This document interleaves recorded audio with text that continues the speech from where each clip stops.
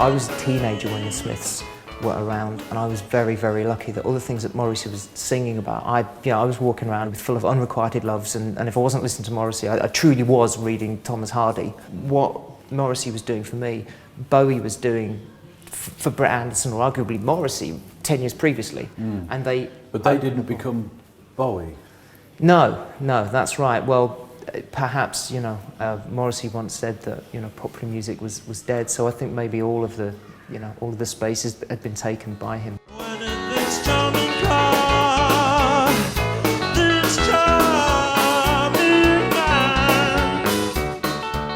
Once our own kind of pop dream had sailed, it was more a case of, well, we still enjoy performing and we've got all this kind of experience, where we can kind of use it. And then you kind of think, well, what music did I absolutely love? So it was just an opportunity to swap unrequited dreams for the music industry and then swim into the entertainment industry.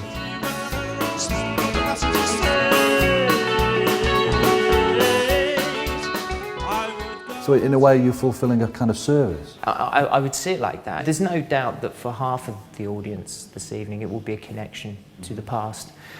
And then for others it will be a different kind of connection to the past. It'll be a past that they never experienced, so they're experiencing it for the first time.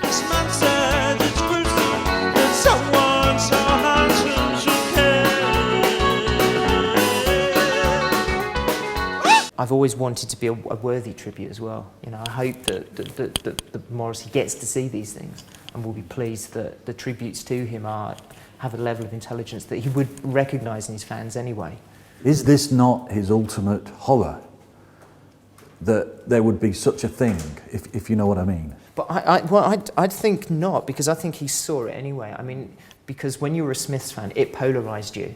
And when we were teenagers listening to the Smyths, we could open the door of the pub, look in, and we would see a particular dress, we would see the quiff, we would see the glasses, and we'd go, that's someone I can have a drink with. How closely do you study Morrissey and the Smyths? How faithful do you want it to be? And if too faithful, is there a kind of sterility to it?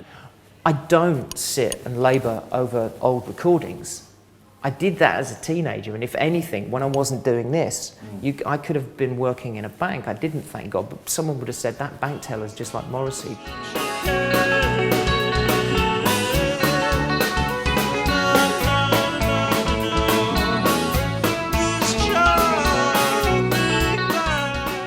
Are there a lot of Smyths tribute bands?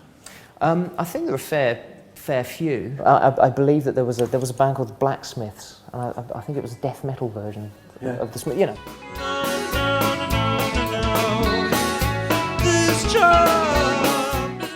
Is it not ultimately contradicting the original spirit of what was happening?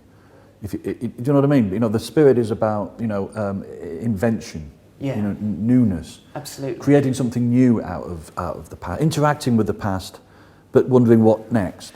Whereas to an extent, you're merely interacting with the past. Yeah. Full stop. We're reheating old passions in a sense. I could try and dress it up and kind of say that we're curating a musical experience, that we are.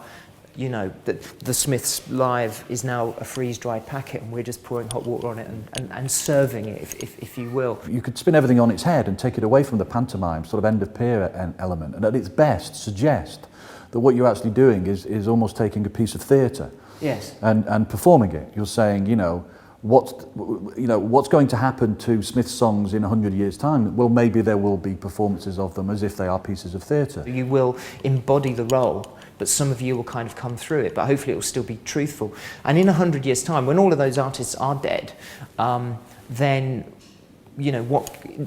only the tribute bands can exist. They will then have a different... But it would need a better word almost, because at the moment tribute's a grubby word, isn't it? I think so. I mean, just like the way that Martha Wainwright is doing Edith Piaf now, or Rufus was doing for Judy Garland. They're both tribute shows, but obviously it's coming from artists who have their own sort of integrity. And you're right, I think tribute bands are seen as a sort of...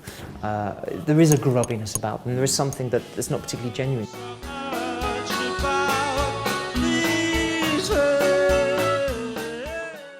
In terms of fandom, it's a fan's ultimate fantasy. I mean, we're all Smyths fans here this evening, but but I'm the one who is going to be in front of everyone else, you know, doing what they're doing. It must feed the ego, it must feed the dormant element that didn't flower, you know, with my own kind of dreams and stuff.